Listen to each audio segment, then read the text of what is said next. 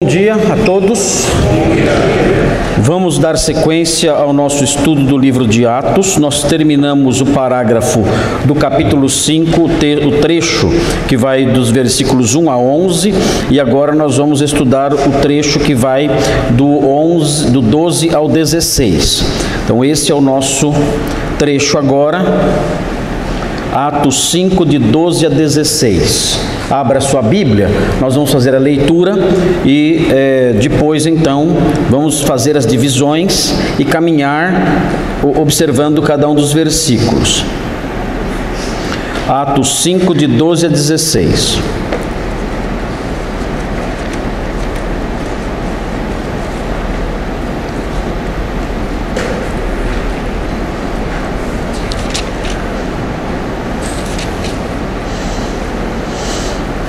Então diz assim: muitos sinais e prodígios eram feitos entre o povo pelas mãos dos apóstolos, e costumavam todos reunir-se de comum acordo no pórtico de Salomão.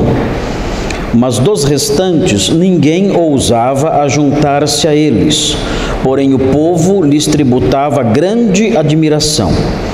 E crescia mais e mais a multidão de crentes, tanto homens como mulheres, agregados ao Senhor, a ponto de levarem os enfermos até pelas ruas e os colocarem sobre leitos e macas, para que, ao passar de Pedro, ao menos a sua sombra se projetasse em alguns deles.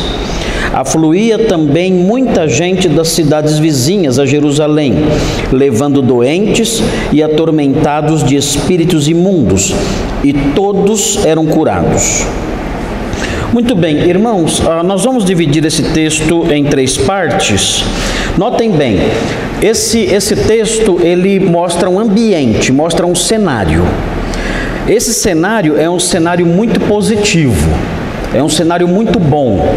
Lendo o texto, você percebe que não há nada de ruim, não há nada de negativo. Acabou de narrar algo negativo, que foi a mentira de Ananias e Safira e a consequente disciplina deles dois.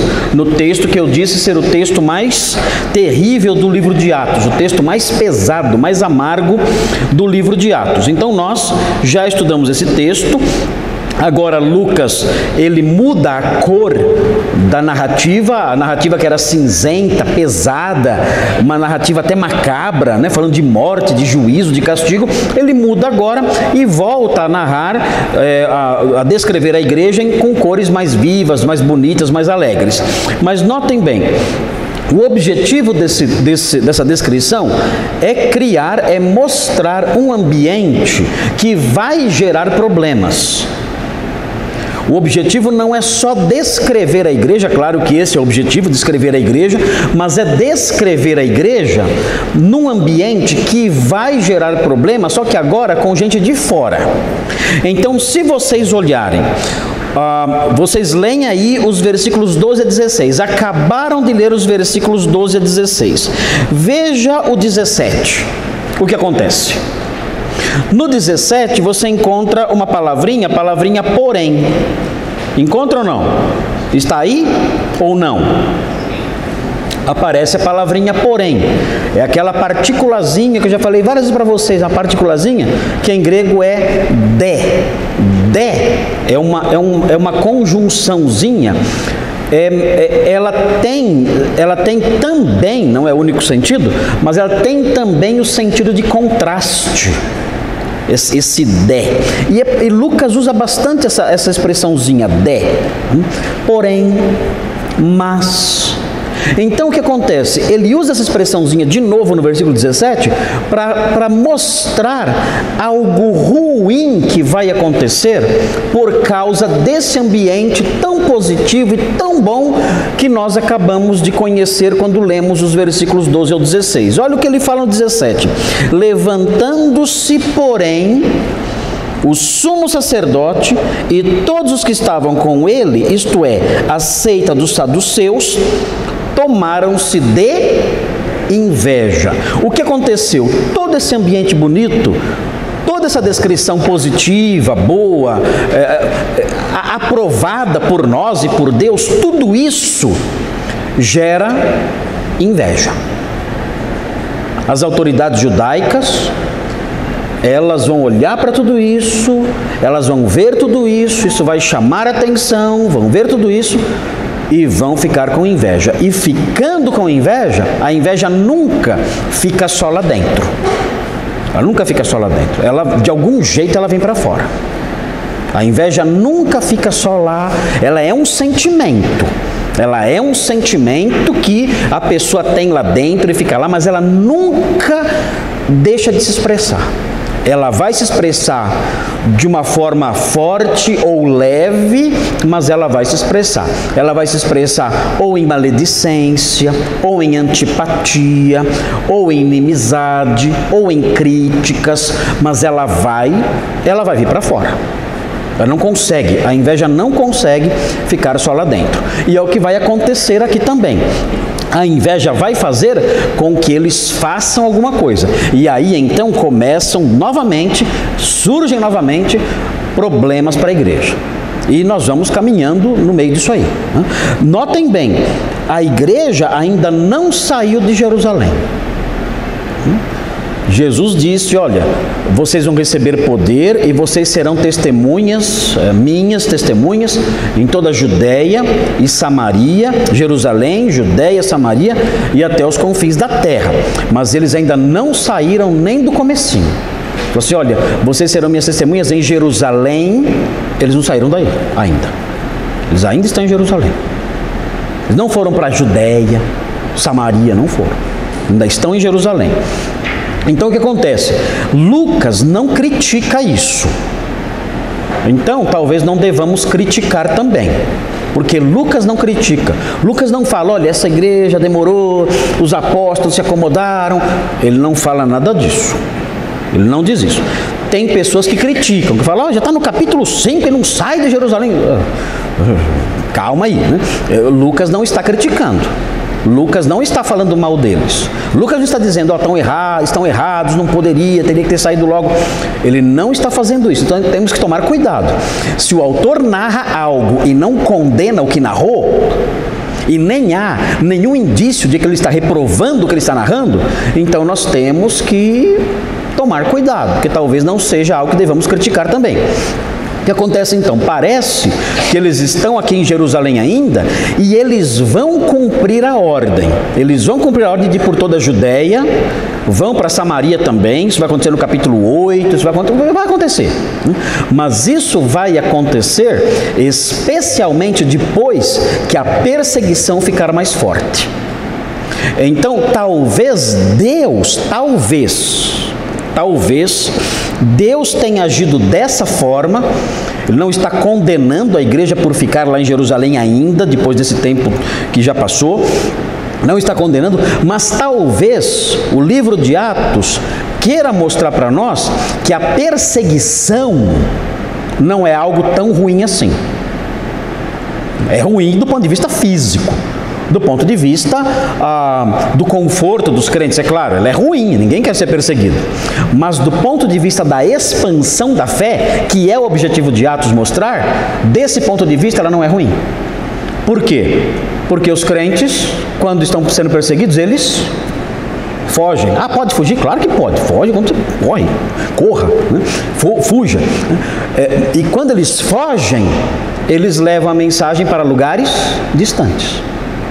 Então, você percebe isso no livro de Atos. Eles vão cumprir o que Jesus falou. Eles vão para a Judéia, outras cidades, Samaria, mas isso vai acontecer depois que a perseguição chegar. A perseguição faz com que os crentes se espalhem. E aí, o evangelho sai de Jerusalém e chega a outras regiões também. Muito bem, então nós temos aí um cenário bonito, e esse cenário bonito é o cenário que serve de pano de fundo para os problemas que vão surgir agora a partir do versículo 17. Mas antes, vamos olhar o cenário. Vamos olhar o cenário, depois, nas próximas aulas, nós olhamos aí o resultado desse cenário, o que aconteceu sobre esse cenário ou por causa desse cenário. Então veja aí, versículos 12... até o 16, eu dividi em 3 partes, e são 3 partes que mostram as atividades da igreja que despertaram a inveja. tá bom? Vamos ver quais foram as atividades da igreja que despertaram a inveja dos líderes religiosos de Jerusalém. Vocês estão me acompanhando? Estão ou não? Ok, então prestem atenção, não fiquem distraídos, prestem atenção no que eu estou falando. Vejam aí então a primeira atividade. Quem vai escrever? Ali? Ok. Então, escreva aí, por favor, Pedro, escreva aí. Primeira atividade, né? Operação de milagres numerosos. Milagres numerosos. Note bem essa qualificação aí dos milagres na frase. São milagres numerosos, ok? Operação de milagres numerosos. Aliás, parece que a ênfase da passagem é mais sobre isso. Os versículos predominantemente falam disso aí. Muito milagre. É muito milagre. É milagre demais. É algo fora, é impressionante. É impressionante. Não tinha reunião, vamos marcar uma reunião para milagre. Não era assim. Era na rua. Dia inteiro. Dia e noite. E multidões, na rua. O ano passado. Pelas praças, pelas ruas, no templo, ali. Milagres aos milhares. Então vamos ver isso aí. Operação de milagres numerosos. Isso aí, Pedro, coloca assim entre parênteses. 12a, são os versículos, tá bom? 12a, quando fala 12a, é a primeira parte do versículo 12. A primeira parte, 12a. Vírgula, 15 e 16. Então nós vamos pular. Porque quais são os versículos que falam de milagres numerosos? O 12a, o 15 e o 16. Então vai ter um salto aí. Então tudo isso, esses 3 versículos, falam de milagres. A ênfase são os milagres. Tá bom? Entenderam? Entendeu, Pedro? Vitor? Ok? 12a, 15-16. Esses são os versículos que vão falar sobre milagres numerosos. Já apareceu? Não, ainda não. Vai lá. 2, posso falar? Realização de reuniões distintas. Eu vou explicar já o que é uma reunião distinta ou notável. Realização de reuniões distintas. 12b a 13. 12b-13. Aí é o segundo ato, é a segunda realização da igreja que causou inveja. 12b a 13. Escreveu? Terceiro e último. 3. Incorporação de muitos novos discípulos. A ênfase de novo, muitos. A incorporação de muitos novos discípulos. Aí é o 14. Pronto, está aí o esbocinho. Então, o esbocinho que eu tive que ajustar ele, por quê? Porque parece que existe um parênteses dentro dele, então eu tive que manter a unidade do pensamento, pegando o 12a e juntando com o 15 e o 16. Então, por isso que ficou assim. Dá para ver aí ou não? Pronto?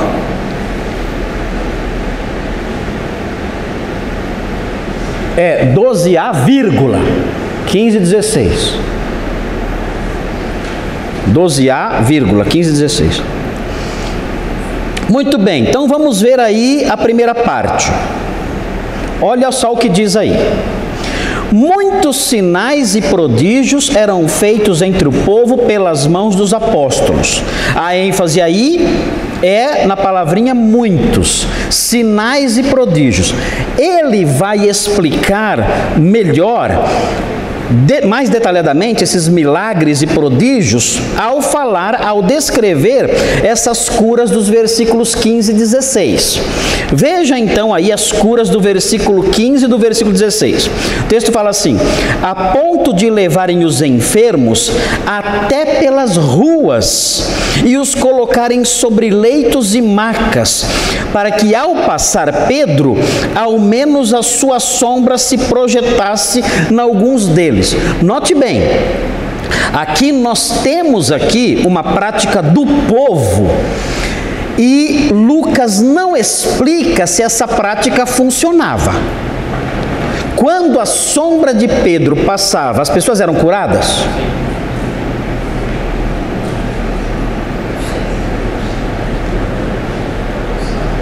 Não fala. Fala que as pessoas eram curadas, mas não fala se essa prática funcionava. Pode ser que esteja dizendo o seguinte: olha, era tamanha a crença do povo no poder que emanava de Pedro, que as pessoas tentavam até isso.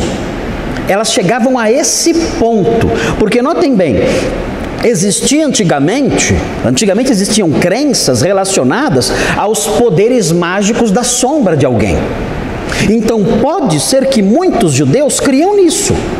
Criam que a sombra de alguém tinha poderes mágicos. E se Pedro era alguém que curava pessoas, pensavam, quem sabe a sombra dele possa me curar. Então o texto não deixa claro se a sombra dele curava. Se curasse, amém, glória a Deus. Mas o texto, Lucas não explica isso. Ele não fala se isso acontecia ou não. Existe uma cena semelhante em Atos 19, 11, 12. E lá funcionava. Veja Atos 19. Abra sua Bíblia, Atos 19, 11 e 12. Veja aí o que diz. Atos 19, 11 e 12. Veja o que fala. E Deus, Atos 19, 11 e 12. E Deus, pelas mãos de Paulo, fazia milagres extraordinários, a ponto de levarem aos enfermos lenços e aventais do seu uso pessoal, diante dos quais as enfermidades fugiam das suas vítimas e os espíritos malignos se retiravam. Aqui era uma prática diferente e funcionava. E funcionava. Todos eram curados. Agora, essa descrição da sombra de Pedro fica meio no ar. Parece que a ideia é a seguinte, olha, não é tanto o poder da sombra dele, não é isso. A ideia é a seguinte, olha, o povo chegava ao ponto de fazer isso, como uma prova do quantos milagres ele fazia. Ele fazia tantos milagres que o povo chegava a fazer isso, para ver se conseguia ali algum benefício, algum favor, algum milagre, quando passasse a sombra dele sobre elas. Agora, notem bem, Pedro ainda é o chefão da igreja aqui ou não? Pedro ainda é, né? Por quê? O texto mostra que ele é o apóstolo de destaque. O apóstolo de destaque ainda é ele. Ele vai sair de cena? Vai sair. Ele ainda é o apóstolo de destaque. Ele ainda vai continuar em destaque até o capítulo 12, mais ou menos. Depois, ele vai sair um pouquinho de cena, vai aparecer no capítulo 15 como um coadjuvante, não é mais o chefão, no capítulo 15, e aí depois não aparece mais. Por quê? Quem sabe por quê? Quem sabe por que Pedro vai saindo de cena em Atos? Por quê? Quem sabe por quê? Vai saindo, vai. Olha só. Ele abre a porta da igreja para os judeus, em Atos 2. Ele abre a porta da igreja para os gentios, em Atos 10. Depois disso, vai saindo. E some. Não aparece mais. Por quê? O primeiro Papa sumiu.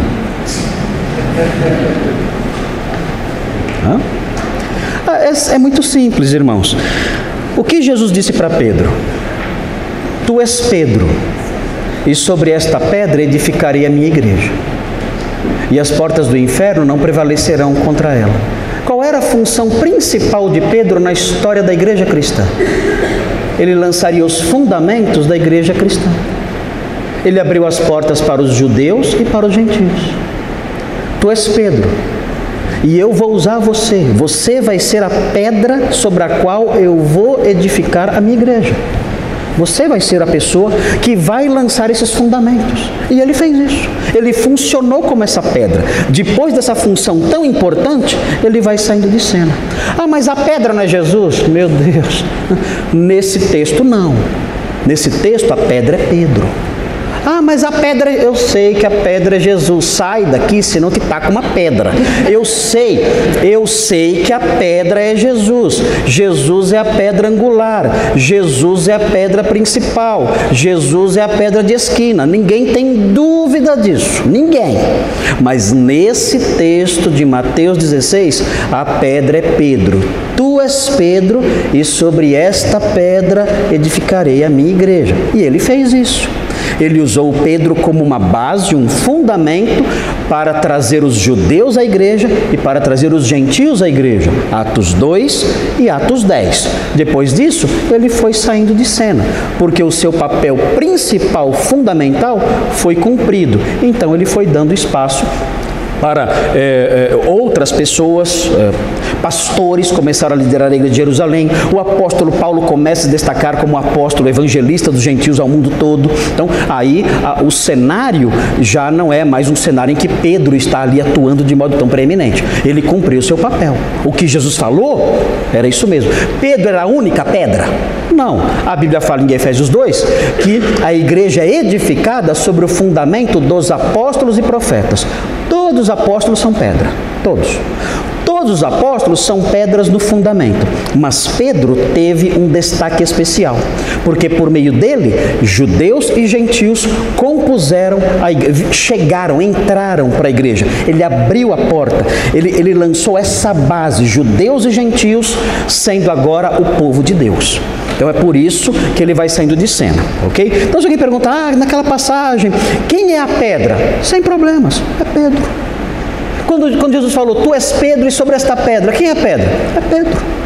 Sem problema, não tem que fazer da pirueta, né, e inventar que não, que a palavra significa pedrinha e pedregulho, tudo bobagem isso aí, bobagem. Pedro é aquela pedra, pronto.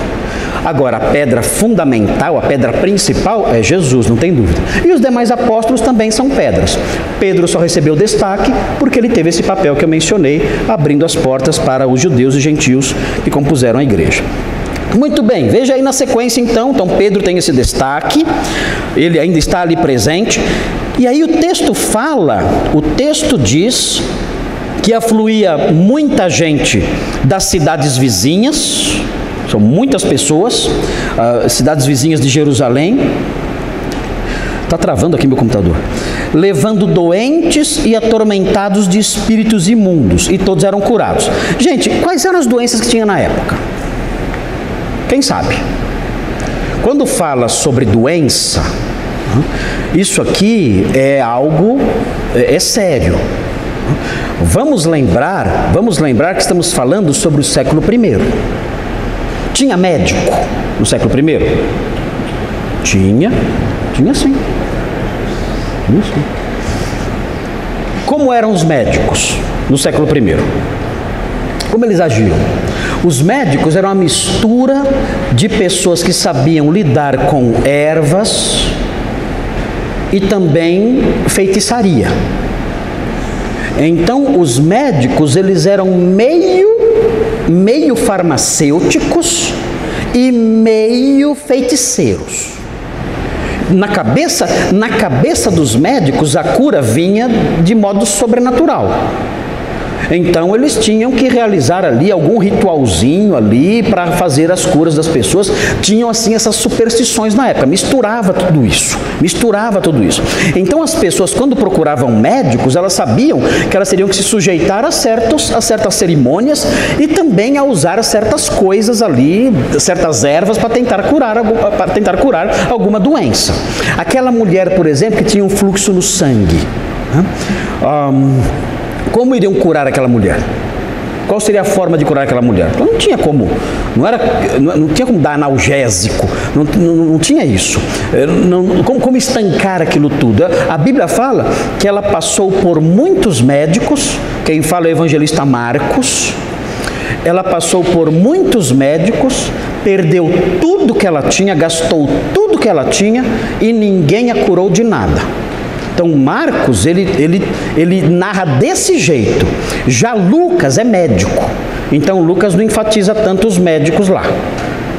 Lucas protege um pouquinho a classe. Ele deve ser do sindicato dos médicos.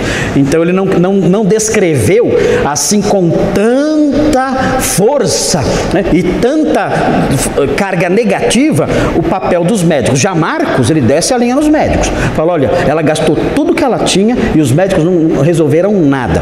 Dizem até que um dos tratamentos era colocar a mulher sentada no meio da rua ali e alguém dar um susto nela sem ela esperar. Então, como é que ela vai dar um susto nela se ela esperar, se isso faz parte do tratamento? Pegar ela, levar um susto sem esperar. Não tem. E tentaram fazer isso. Seria talvez um dos tratamentos aí, de acordo com os registros da época. Isso, claro, isso não funciona, bobagem isso aí. E outras coisas desse tipo. Agora, as doenças que existiam na época eram numerosas, eram muitas as doenças.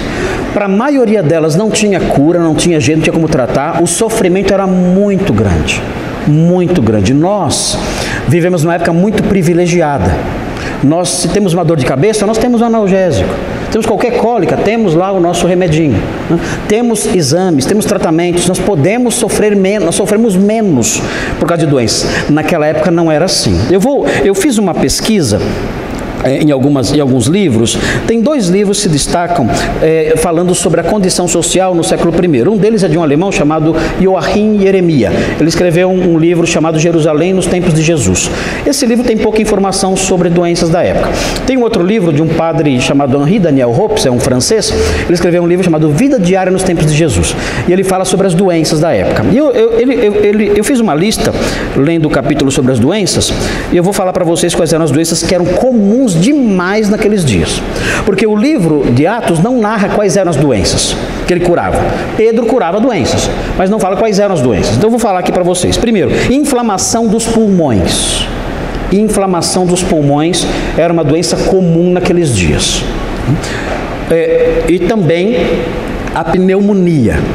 Inclusive isso era comum entre sacerdotes, porque eles viviam mexendo com água gelada, água fria. Tinha inclusive médicos no templo para tentar cuidar dos sacerdotes que pegavam pneumonia, inflamação de pulmões e tudo mais. Outra doença comum na época, disenteria. Talvez por causa da água, né? Bebia aquela água, não era uma água pura.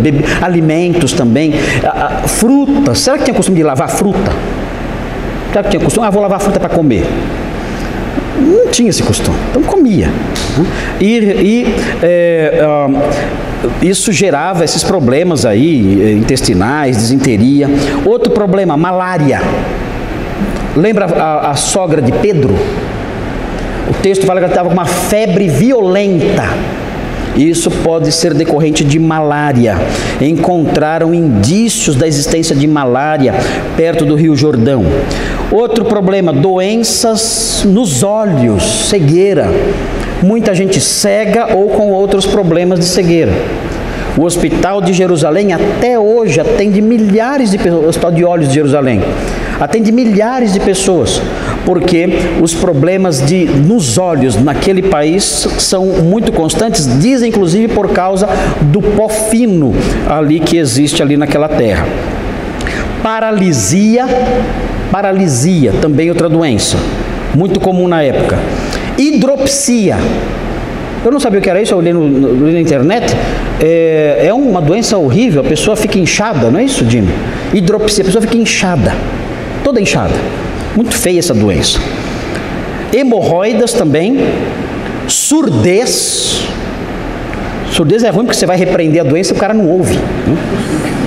Está repreendido, não adianta nada, não escuta. Lepra também. Lepra, 2 tipos de lepra. A lepra branca é uma mancha branca que aparece na pessoa e aquela parte fica insensível. Vai botar no fogo. A pessoa não sente dor nenhuma.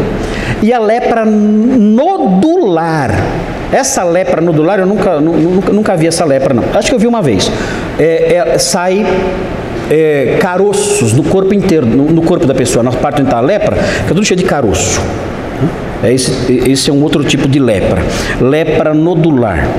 Doenças mentais, tuberculose óssea. Eu nem sabia que existia isso. Tuberculose óssea. Jimmy, o que é isso, tuberculose óssea? Tuberculose não ataca só o pulmão, pode atacar diferentes órgãos, osso, intestino, Aqui o que o Henri Daniel Hopes menciona é tuberculose óssea purulenta, com secreção. Ah, começa a vazar. É feio, né? Imagina, naquela época isso aí. Elefantíase. Elefantíase também é o inchaço de um membro, né? Fica bem grande, a perna fica grande.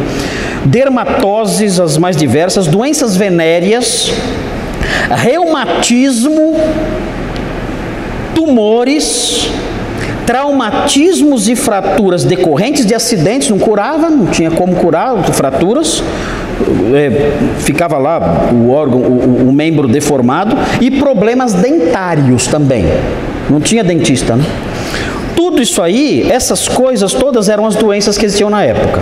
O que o texto fala? O texto fala que todos eram curados, todos.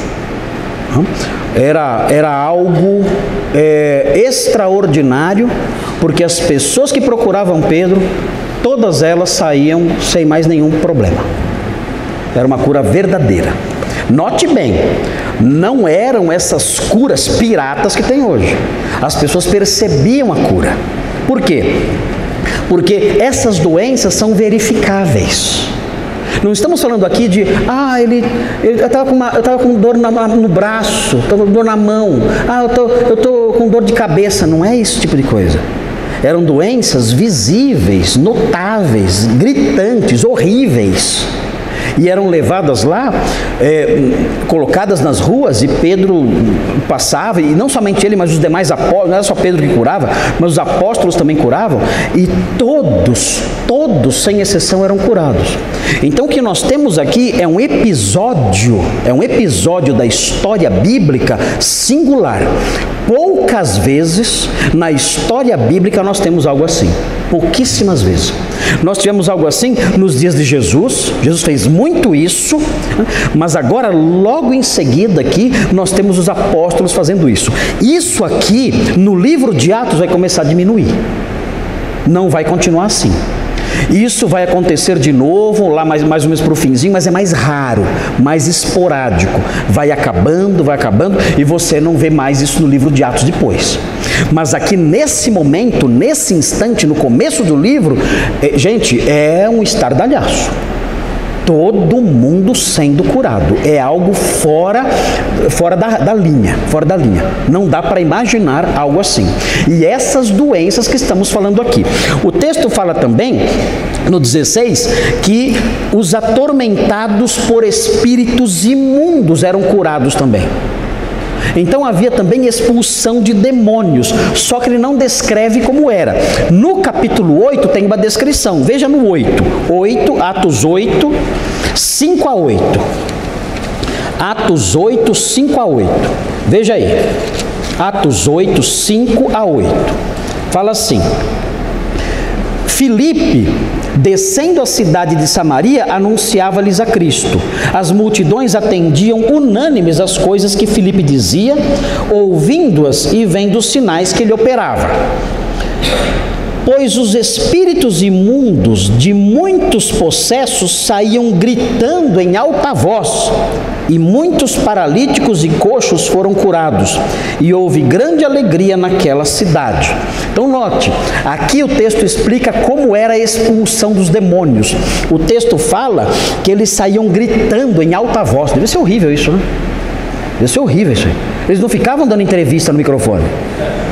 Qual o seu nome? Meu nome é Zé Pilintra. Tá, você está fazendo o que aqui? Eu estava passando, resolvi encontrar o tranca-rua está lá, vem cá, tranca-rua. Não era assim. Esse texto não tinha isso. Não tinha isso. O texto fala que eles saíam gritando, eles berravam. Isso é uma cena horrível isso. E abandonava aquela pessoa. Aquela pessoa era liberta daquilo. E isso associado com curas reais de coxos e paralíticos, que eram curados também. Então nós estamos diante de algo extraordinário aqui. Algo que não... isso que acontece hoje. Olha, milagre acontece hoje. Mas isso aqui é outra coisa. Milagre aconteceu? Claro que a gente ora. Nós oramos por milagres sempre. Nos nossos cultos, nós oramos, pedimos a Deus: Senhor, realize um milagre, faça essa cura, porque não tem outra saída. Os médicos não podem fazer nada, olha a situação como está. E Deus, muitas vezes, Ele atende e realiza algo que deixa os médicos boquiabertos. Nós cremos no poder de Deus, sabemos da sua grandeza, sabemos que não há limites para a sua força, sabemos disso. Mas o que está sendo descrito aqui, nós nunca vimos com os nossos olhos. Nós nunca vimos isso. O que nós temos aqui é uma cidade inteira e cidades circunvizinhas vindo às ruas, e curas e curas e curas aos milhares acontecendo. Cegos enxergando, surdos ouvindo, paralíticos andando normalmente, pessoas com doenças antigas e incuráveis, leprosos que ficavam nas portas ali da cidade, ali aos bandos, todos sendo curados, todos, não havia exceção, crianças, velhos, homens, mulheres. Irmãos, isso aqui foi algo que não dá para... Lucas, ele não descreve com detalhes, porque não tem como. Mas o que aconteceu naqueles dias foi algo nunca visto em toda a história bíblica, talvez com exceção do ministério de Jesus. Porque os milagres foram aos milhares, foram muitos milagres. Então nós encontramos isso aqui no primeiro item. Vejam aí, a operação de milagres numerosos. Isso é bom? Isso é excelente. Eu gostaria de ver naquela época muito, muito, muito. Eu gostaria de ver. Por quê? Gente, pensou que maravilha isso? É maravilhoso. Imagine alguém com uma doença gravíssima indo lá e Pedro curava na hora, sem tratamento, sem pagar consulta, sem remédio caro, resolvia tudo, curava a pessoa. Então, algo maravilhoso. E isso aqui é algo excelente, algo bom, que compõe esse cenário maravilhoso. Quem está observando isso? Quem está vendo isso e não pode negar isso? Quem é? Os sacerdotes e sua gangue, que é uma gangue mesmo, os saduceus. Eles estão observando isso. Eles podem negar que os milagres estão acontecendo? Eles podem negar? Piada. A cidade de Jerusalém não era uma cidade como São Paulo, com milhões de habitantes. Uma cidade menor, bem menor. As cidades vizinhas, ali próximas, Betfagé, Belém, essas cidades próximas ali eram pequenas também. As pessoas se conheciam. Todo mundo se conhecia. Não, eu conheço esse cara. Esse homem aqui, ele nasceu aleijado. Esse aqui é cego faz 10 anos. Aquele ali tem um problema, é leproso desde jovem. Olha aqui, está tudo aqui, curou, eu fui lá, eu vi ele sendo curado. E todos sendo, não é uma história em 10 anos. Não é uma cura em 10 anos. Eu vi uma vez uma cura, não é isso. A gente ouve pessoas, não, eu já vi uma cura, aconteceu assim, eu vi uma cura espetacular. Ok, amém, mas não é isso. Estamos falando de milhares e milhares de pessoas sendo curadas de modo extraordinário ali, constantemente nas ruas. As pessoas nas ruas sendo curadas. Então é algo fantástico isso aqui. E os saduceus e os sacerdotes e os saduceus estão observando isso. Não podem negar, não tem como. Então isso está formando um cenário que é bom, mas é um cenário que vai dar problemas. Os sacerdotes, os saduceus podem realizar isso? O respeito por eles e a admiração por eles existe agora? Vocês são líderes religiosos, tudo, mas vocês, desculpa, os pescadores lá estão arrebentando a boca do balão. E vocês estão aí, matando cabrito em cima do altar. Não está resolvendo nada para a gente. E esses homens estão. Então, começa a haver um sentimento de rancor, um sentimento de inveja. Então, é importante notar isso. A igreja primitiva despertou esse rancor sem querer. Por quê? Por causa da realização, da operação desses milagres extraordinários e numerosos. Ok, tudo bem? Ali, pode falar?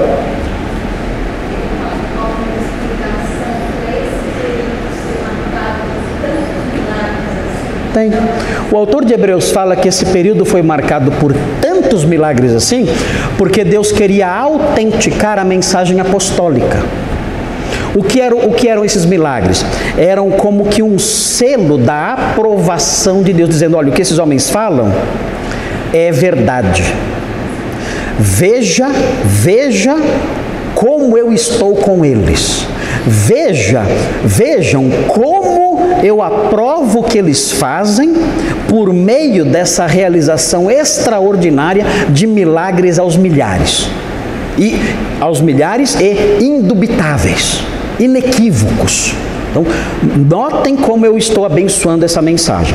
O autor de Hebreus fala que o Senhor mostrava a autenticidade da mensagem por meio disso. Ele mostrava: estou aprovando o que eles estão falando. Porque tinha muitos pregadores na época, muitos mestres, e muitas pessoas se apresentavam até como Messias. Então o povo ficava dividido. Então, dessa forma, Deus autenticou a mensagem deles. Olha, a mensagem deles é verdadeira. A prova é que eu estou com eles realizando essas coisas. Agora, é claro, vai dizer, mas isso aí é uma prova meio duvidosa, porque o diabo faz milagres também, é verdade. É verdade. É uma prova duvidosa, tem que ser cuidadoso. Tem que ser cuidadoso, porque o diabo também faz milagres. Mas o modo como acontece aqui é um modo que o diabo nunca fez. O modo como acontece aqui. O modo como acontece aqui é algo assim, é muito. Tá?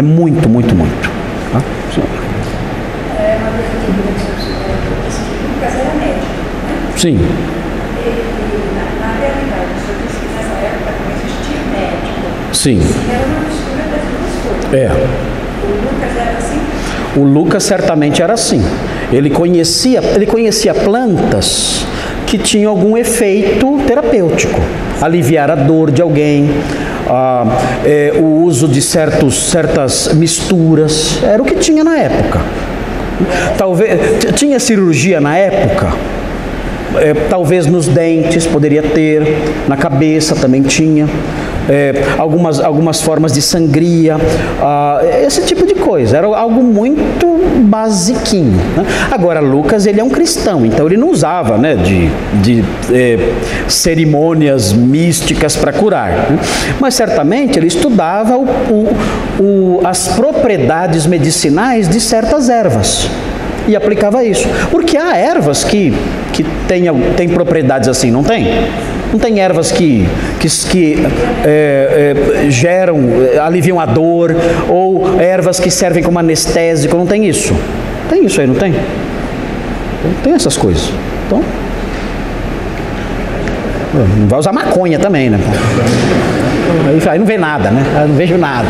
Estou melhor. Lógico que está melhor. Maconha não pode, né? Mas essa era a medicina daqueles dias. Era assim. Muito bem. Agora veja aí na sequência o número 2, o que aparece aí. Qual é o segundo?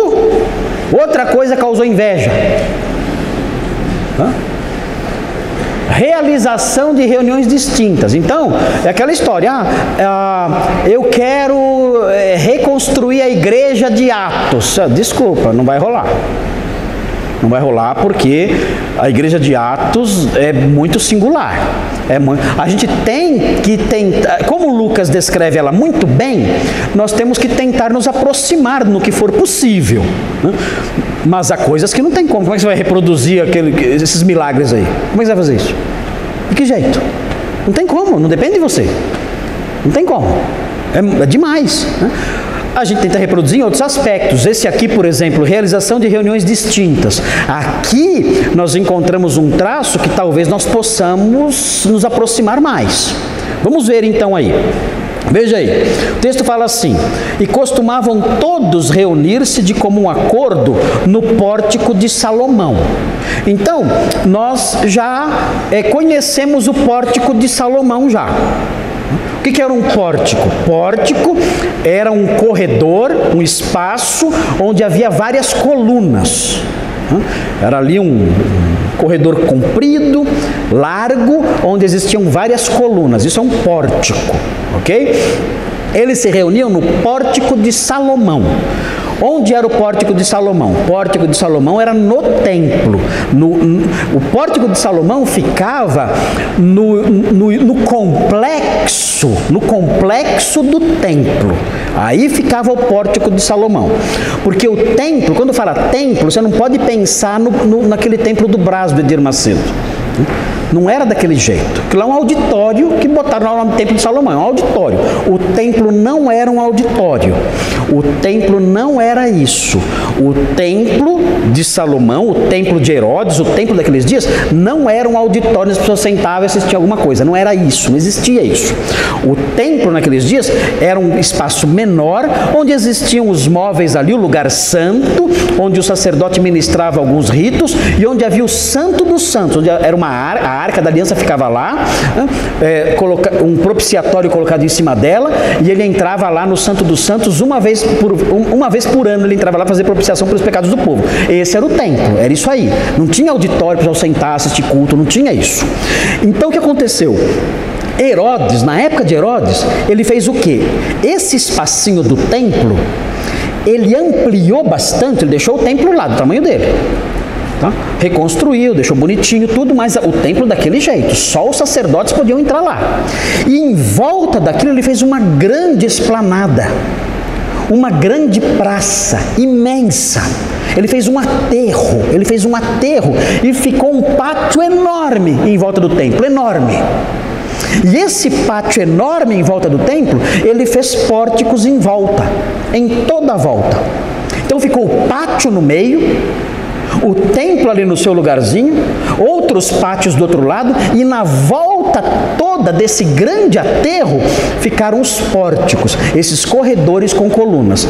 Numa das extremidades do templo, numa delas, desse complexo, ficou a Fortaleza Antônia, que foi onde Jesus foi levado para ser julgado por Pilatos. Tudo ali juntinho. O Sinédrio se reunia nesse espaço aí, devia ter algumas salas ali nos pórticos, e eles se reuniam lá, mas era assim. O pórtico de Salomão então era isso, era no complexo do templo. Dava para ver o templo? Dava, estava ali, o templo estava ali pertinho. E eles então reunidos ali naquele grande corredor, eles podiam ver o templo, podiam ver todo o pátio, tudo eles viam lá. Esse era o templo, era imenso, gigantesco. Tá? Então, para ter uma ideia, por exemplo, hoje, né, nós fomos lá recentemente. Então hoje,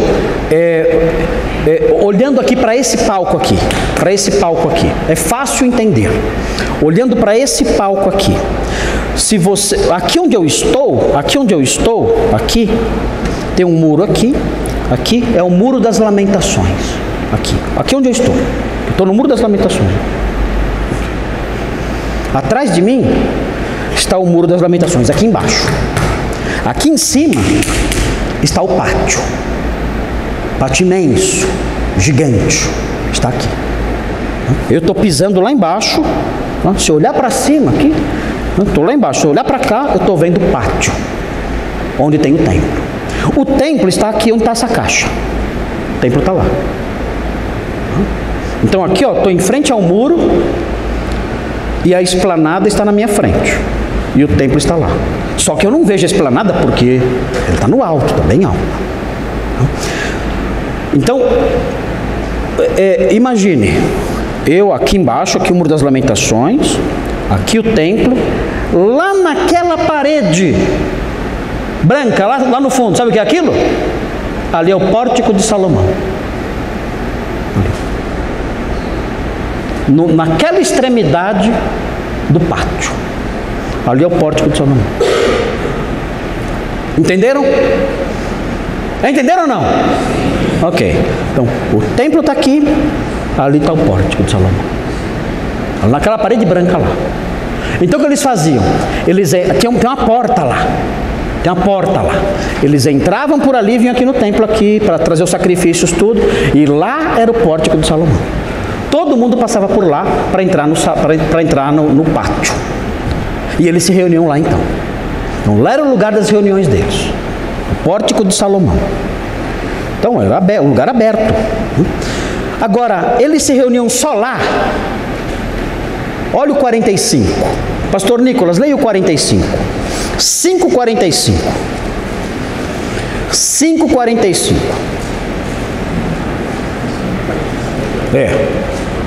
Atos 5:45. Não tem o 45 aí? Sumiu o 45? Ah, é o 42, né? Eu escrevi errado aqui, peraí. Escrevi errado aqui, 42. Olha lá, pastor. E todos os dias, no templo e de casa em casa, não cessavam de ensinar e de pregar Jesus, o Cristo. Ok, onde eles se reuniam também? Eles se reuniam no templo e se reuniam nas casas. Mas onde é nas casas? É muita gente, onde é que eles se reuniam? Onde? Na sala? Não tem sala. Na sala de estar? Não tem sala de estar. Onde é que eles se reuniam nas casas? Eles se reuniam nos cenáculos. Cenáculos era a laje da casa, geralmente coberto. Então cabia muita gente em cima da laje. Então reuniam lá 100 pessoas, 120 pessoas em cima, na parte de cima da casa. Toda casa de pobre, casa de rico não. Casa de pobre tinha uma escadinha do lado. Então embaixo tinha a casa e do lado tinha uma escadinha. Na sua casa tem escadinha do lado? Tem. É casa de pobre. Tá? Então, ok.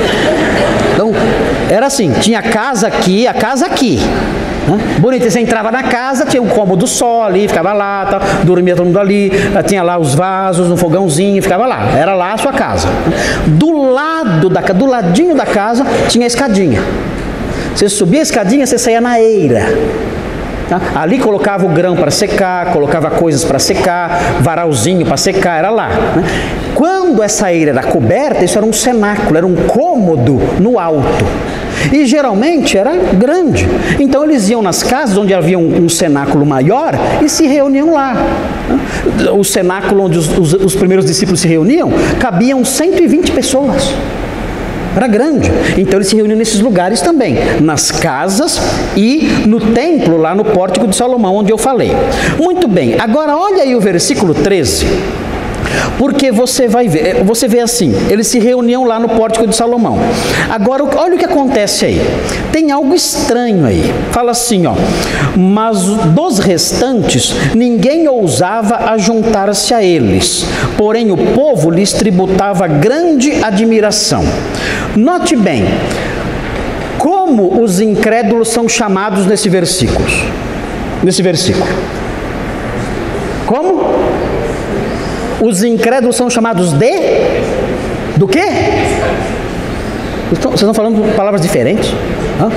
Restantes. Os incrédulos são chamados de restantes.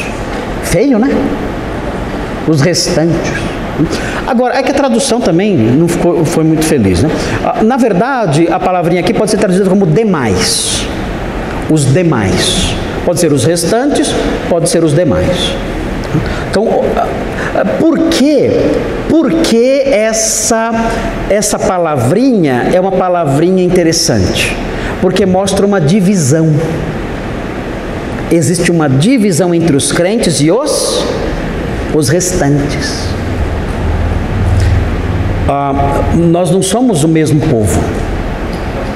Não somos a mesma família. Não somos. Tem os crentes e tem os restantes. É assim. Mas que feio. Tem os crentes que se reuniam lá juntos. Uma das marcas dos crentes era o quê? Eles se reuniam. Não tinha desigrejado? Não, isso é do diabo. O diabo que inventou isso aí, né? O diabo inventou isso para os restantes. Entendeu? O diabo inventou isso para os restantes. Não existe isso no povo de Deus. O povo de Deus não tem isso. O povo de Deus se reúne e o texto fala de comum acordo. Eles querem fazer isso. Não são obrigados a isso, mas eles querem. É o traço dos crentes. Um dos traços dos crentes é que eles querem se reunir de comum acordo. Eles fazem isso espontaneamente, alegremente. Eles não vão na igreja pela orelha. Não é assim. Eles não vão pela orelha, sob ameaça, não. Eles vão porque eles querem isso. Eles têm prazer nisso. É a alegria deles isso. É um traço do crente. Não é um traço dos restantes. Os restantes não são assim. Então, quando você vê uma pessoa que não quer saber de igreja, desigrejado, ataca a igreja, isso aí é simples, é porque ele pertence aos restantes. Ele não é da igreja, ele não é do povo de Deus, ele é dos restantes. Os restantes não querem isso, eles não gostam disso, eles têm raiva disso e trabalham para que isso acabe, criticam isso, eles odeiam isso. Então veja, o texto aqui chama os incrédulos de restantes.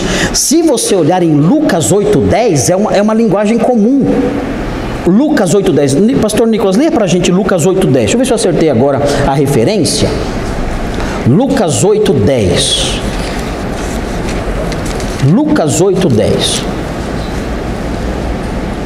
Respondeu-lhe Jesus: a vós outros é dado conhecer os mistérios do reino de Deus. Aos demais fala-se por parábolas, para que vendo não vejam e ouvindo não entendam. Como Jesus chama os incrédulos aí? Demais. É a mesma palavra. Demais ou restantes. Os restantes não vão entender. Os incrédulos não vão entender.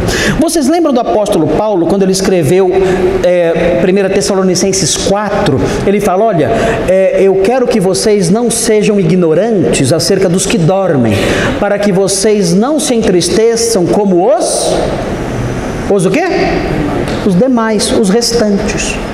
Então na Bíblia, Jesus, Paulo, Lucas chamam os incrédulos de restantes.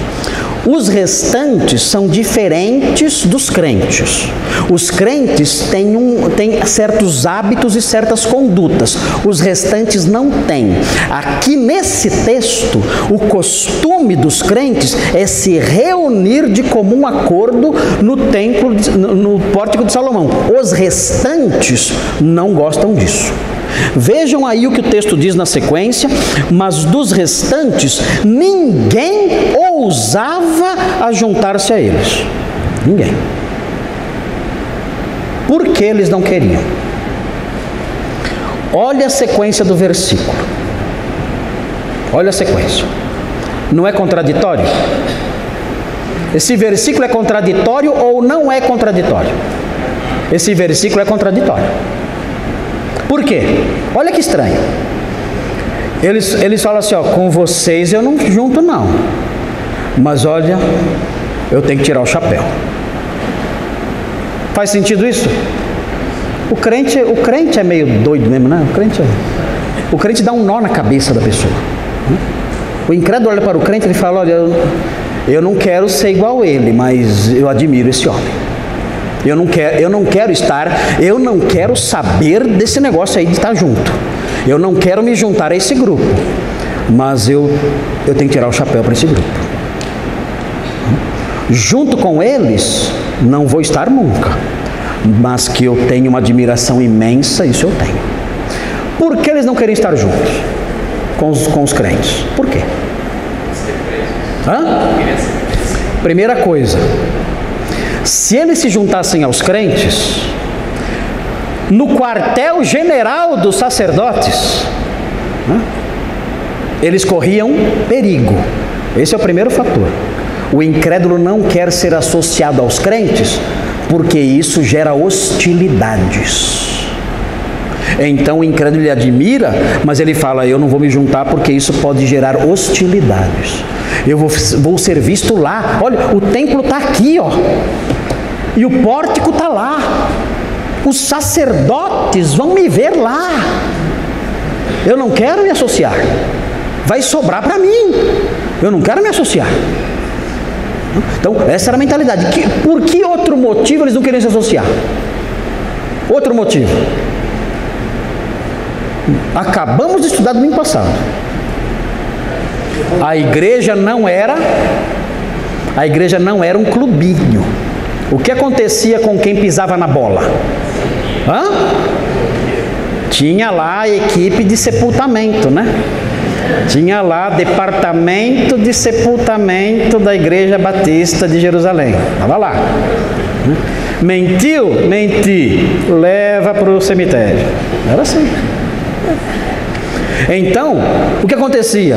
O povo olhava isso e falava, olha, é legal, eles fazem refeições juntos, eles partilham os bens e ninguém tem necessidade entre eles. É uma igreja super legal, mas tem seus riscos. Eles não brincam.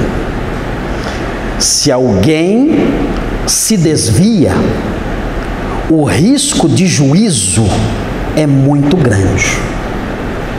Então acho que não vale a pena. Eles são pessoas admiráveis, mas eu não vou me juntar a eles não. É muito sério esse negócio aí. Então é por isso que é o paradoxo, o contraste. Eles não querem se juntar porque tem medo. Medo da seriedade da igreja e medo da perseguição. Mas ao mesmo tempo, eles admiram. Por que eles admiravam? O livro de Atos mostra por quê. Quais eram as razões da admiração? Quais eram? Lembram? O livro de Atos já descreveu. Eles eram admirados por quê? Porque eles tinham unidade. Eles partilhavam seus bens e não havia necessitados entre eles. Eles viviam com alegria e singeleza de coração. O povo via isso, achava isso fantástico, mas ao mesmo tempo não queria se juntar. Ok? Bom, isso aqui mostra um traço da igreja que nós temos que perseguir. Isso aqui, esse paradoxo. A nossa igreja, os membros daqui tem que ser assim também. A nossa comunidade aqui, nossa igreja tem que ser desse jeito. As pessoas olharem para a nossa igreja e falarem assim, os incrédulos, né, os restantes, olharem e falarem assim: eu não vou me associar muito a esse povo não, porque isso tem perigos para mim. Eu posso ser zombado, ridicularizado por estar associado com eles, porque eles são crentes realmente que mostram que são, e eu estar com eles pode gerar alguma perseguição, alguma hostilidade, alguma zombaria. Além disso, se eu estiver lá e eu começar a me comportar de modo indecente, eu sei que isso vai ter consequências. Deus vai zelar pela pureza deles, e eu sei que isso acontece, eu já vi isso acontecendo, então não é bom eu estar lá. Ou seja, a igreja vai fazer o quê? Vai afastar a pessoa. Mas ao mesmo tempo, o outro efeito é o quê? É a admiração. Olha, eu admiro aquelas pessoas. Eu não estou com eles por essas razões. Mas se tem pessoas honestas, decentes, alegres, felizes, pessoas que são verdadeiras colunas de virtude, essas pessoas estão lá, nessa igreja aí. Eu admiro muito essas pessoas. Eu não me junto a elas por essas razões, mas admiro demais. A nossa igreja tem que gerar esses dois efeitos. Ninguém pode falar assim: eu vou sair de lá porque só tem safado lá. Só vai falar isso se for calúnia, se for mentira. Não pode falar isso tendo razão. Tem que dizer assim: olha, eu fui àquela igreja, não sou crente, eu faço parte dos restantes, não vou ficar lá. Mas uma coisa é certa, nunca vi um povo tão virtuoso, um povo tão especial e maravilhoso como aquele. Eu nunca vi. Não vou ficar, mas eu nunca vi igual. Esse deve ser o efeito na nossa igreja. Aqui na nossa igreja, uma vez uma moça me procurou e ela falou assim para mim: pastor, eu não sou crente. Ela disse para mim: eu não sou crente, ela falou. E eu estou vindo aqui e tudo mais, acho gostoso estar aqui, mas eu não sou crente. E o que eu quero dizer para o senhor é o seguinte: eu não sou crente, mas eu admiro demais o modo como vocês vivem e o modo como vocês, a fé que vocês têm, a seriedade de vocês, eu admiro demais isso. Mas aqui não é o meu lugar. Ela falou para mim. Ela disse isso para mim. Eu admiro a conduta de vocês, eu admiro a unidade de vocês, eu admiro a fé que vocês têm, admiro tudo isso, mas isso não é, aqui não é meu lugar, isso aqui não é o lugar para mim. E ela foi embora. Ela fez isso. Ela cumpriu exatamente esse versículo aqui. Ela não ousou juntar-se a nós, mas ela tributava grande admiração. Reações. O que vocês acham disso? Podemos ser assim ou não? Fernando? Às vezes não vai se acomodar de casos também. Então, se a pessoa tem essa admiração pela igreja, vai mudar a vida dela. Exatamente. Por que algumas pessoas vivendo no pecado ainda ficam na igreja? Talvez porque se sintam à vontade. Assim, eu não sou crente, estou no pecado, mas tem tanto crente vivendo igual eu, pior, vou ficar aqui mesmo. E em Jerusalém não era assim. Mas, acham que dá para ter isso na igreja? Precisamos ter isso. Agora depende de quem? De cada um aqui. Cada um aqui tem que expressar essa vida, essa vida que gera admiração, mas ao mesmo tempo gera temor. As pessoas olharem, essa igreja é séria, não vou ficar lá, mas ao mesmo tempo, olha que igreja, que pessoas virtuosas e especiais. Muito bem, e o terceiro item, dá tempo? Rapidinho, dá tempo? Terceiro item, incorporação de muitos novos discípulos, é o terceiro item aí. Veja aí o que diz: e crescia mais e mais a multidão de crentes, tanto homens como mulheres agregados ao Senhor. Outro contraste, né? Outro contraste. Ninguém se juntava a eles lá no Pórtico de Salomão, dos demais, mas havia conversões? Havia. Incrédulo não queria se juntar com eles. Incrédulo falava, eu não vou me juntar, admiro, mas não me junto, eu sou dos demais. Agora, ao mesmo tempo, havia conversões. E note aí, observe aqui, como os cristãos são chamados aqui nesse versículo. Como os cristãos são chamados nesse versículo? De duas formas. Crentes, e o que mais? Agregados ao Senhor. Então, o cristão, ele é definido aqui de duas formas. Primeiro, ele é um crente. Ele crê no Evangelho, então ele é um crente. E segundo lugar, ele é agregado ao Senhor. Ele está unido, ele está associado ao Senhor. Veja o 11:24, Atos 11:24, pastor Nicolas, leia aí para a gente. Atos 11:24. Atos 11:24. Atos 11:24, pastor Nicolas, pode ler.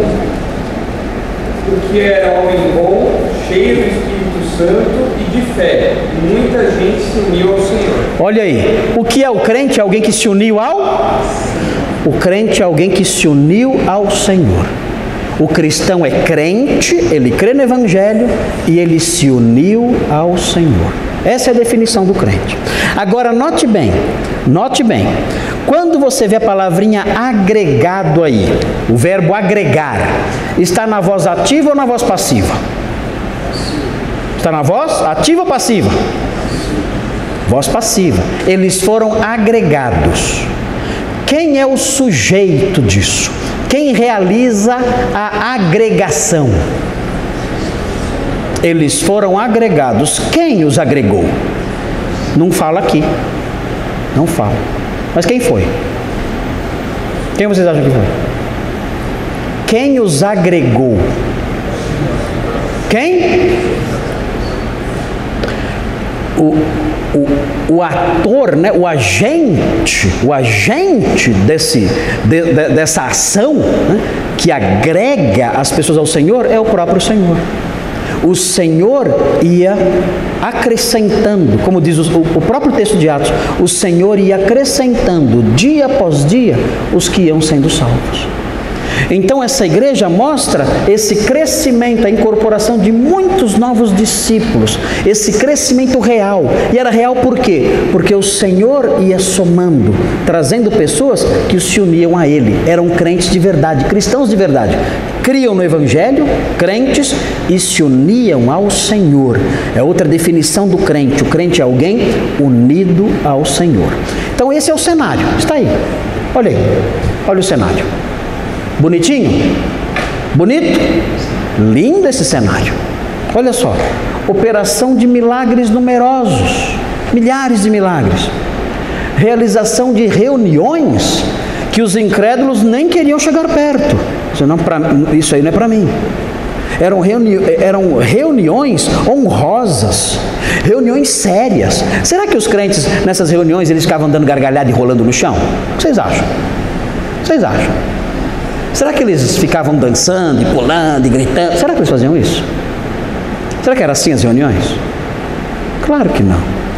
Eram reuniões distintas, sérias, de pessoas honrosas, de pessoas que se comportavam com decência. Esse era o comportamento deles. As reuniões deles mostravam a grandeza do caráter deles, da sabedoria deles, da maturidade deles. Os incrédulos olhavam aquilo e falavam, não vou me misturar, porque eu sei que eles são sérios, mas são pessoas admiráveis. São pessoas de um caráter fantástico. Tudo isso é lindo, é uma igreja maravilhosa. E mais, Deus ia acrescentando novos convertidos àquele grupo. A igreja crescendo. O que vai acontecer? Tudo é lindo aqui. Olha a cor do esboço. O esboço é cor-de-rosa, azul bebê, amarelinho com florzinha. Tem esquilinho correndo no esboço, né?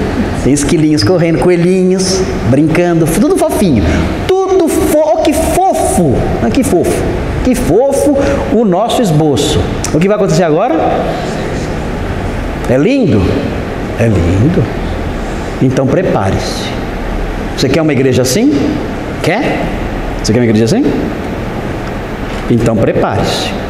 Porque o que vai acontecer logo em seguida? Os sacerdotes, porém, encheram-se de inveja. Quer uma igreja assim? Quer? Vai vir o 17.